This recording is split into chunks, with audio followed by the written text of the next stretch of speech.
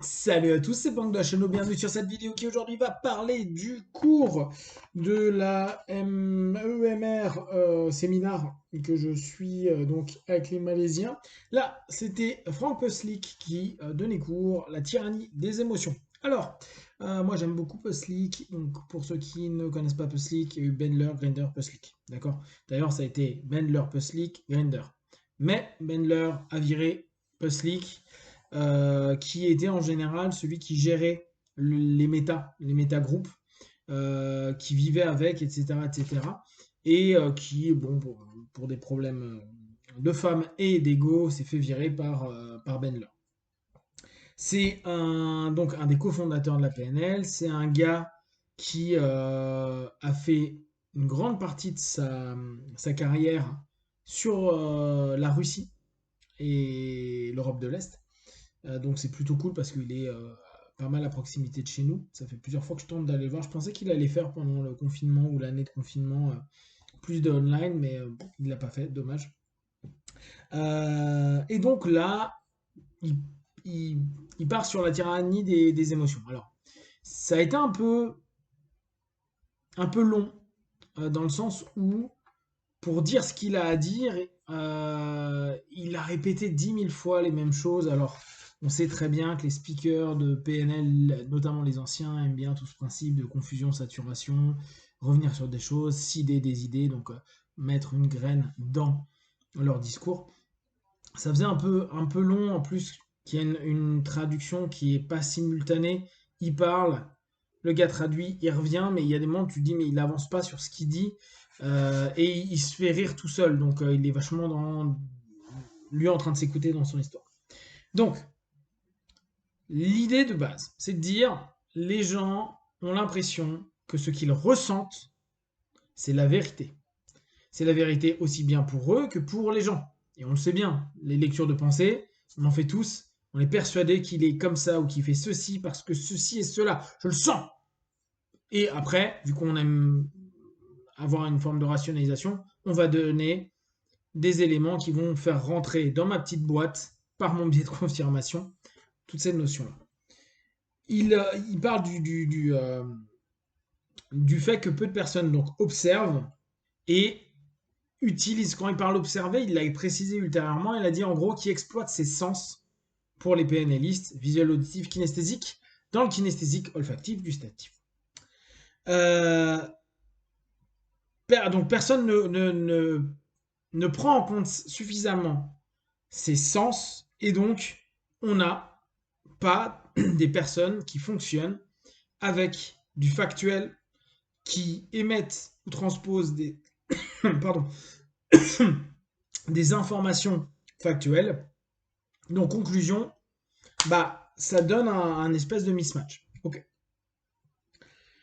Il dit, alors,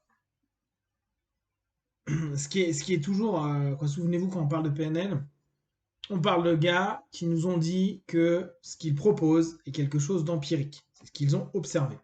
Et il dit, on a passé des heures à observer, à décomposer justement cette notion de voir comment les gens percevaient les choses, comment il les décomposaient d'un point de vue de leur sens, visuel, auditif, kinesthésique, olfactif, et à partir de là, ils estiment qu'ils ont fait leur étude. D'accord?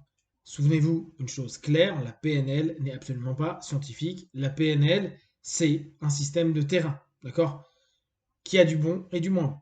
Donc, il dit, voilà, nous on a pas mal observé que la réalité, c'est que les gens utilisent leur mémoire. Alors, on va tenter de faire un parallèle avec l'hypnose. Hein. La mémoire se trouve où? En tout cas la mémoire à long terme, parce que c'est ça dont il parle, dans le subconscient. Ok.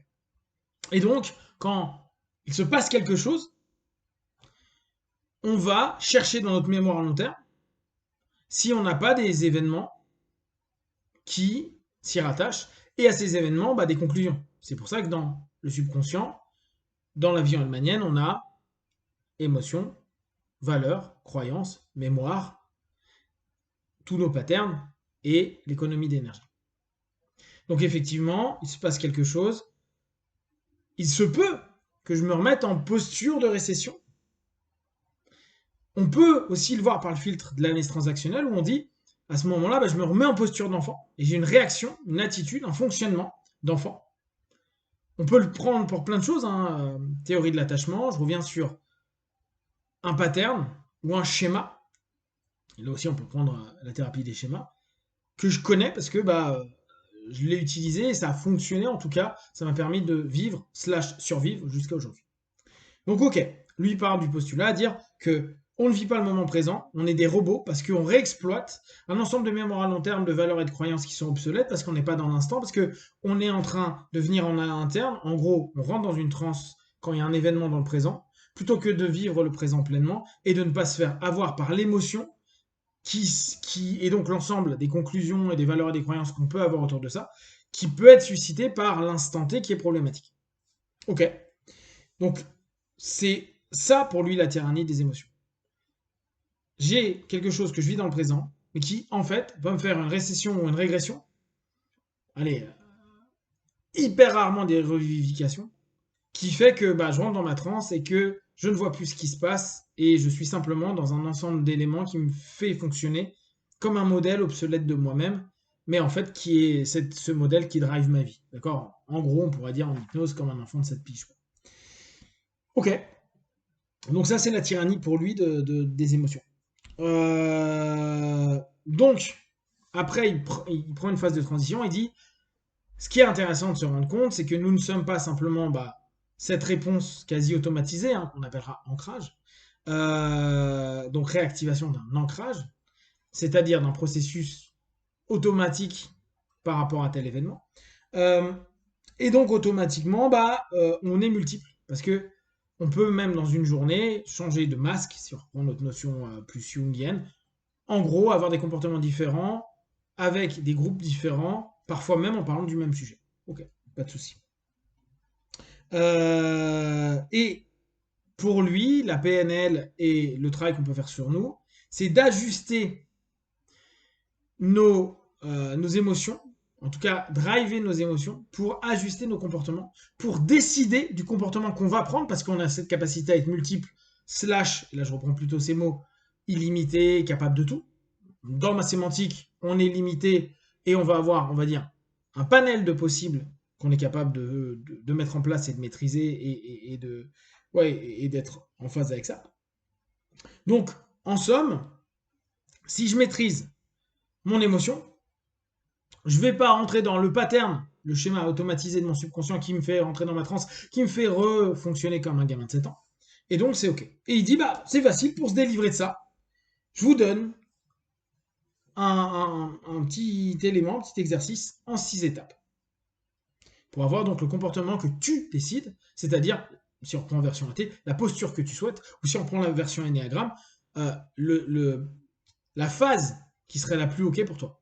Je fais du 8, mais là, il faudrait plutôt que je fasse du 3, parce qu'on a tel truc, ou du 6, ou du 5, etc. Prendre une phase. Donc, je vais vous donner ce qu'on a attendu pendant 1h30, ces 6 étapes. Qu'est-ce qui se passe? Être à l'écoute de soi. Ok, donc vous avez une émotion, quelque chose qui arrive, soyez à l'écoute, soyez vigilant, écoutez cette alerte, respirez, étape 2. 3. Quelle émotion nouvelle je veux? En fait, orientation vers un objectif précis, réaliste, écologique, mesurable, hein, si on le fait en version un peu différente. Donc il se passe quelque chose en moi, je respire, je me dis ok, qu'est-ce que je veux? Parce que je sens que là je vais partir en vrille, ou je vais être triste, ou je vais recommencer un pattern. Et après, il fait une réactivation d'ancrage. Prendre un souvenir dans lequel vous avez l'émotion que vous souhaitez prendre à la place de vous faire submerger par l'émotion qui arrive, donc la tyrannie de cette fameuse émotion. Vous en choisissez un lié à votre passé, où il y a du mémoriel, du sensitif, de l'émotionnel, etc. Et vous le réactivez. Voilà, c'est tout. Et après, vous le nommez, comme ça vous allez avoir un ensemble d'éléments que vous pourrez réactiver. Là, on est dans le pur principe d'ancrage. Et après, retour au présent. Voilà, c'était les 6 étapes. Et après, bah, c'était fini. Voilà. C'est pas inintéressant si on le regarde pas que dans le prisme de la PNL.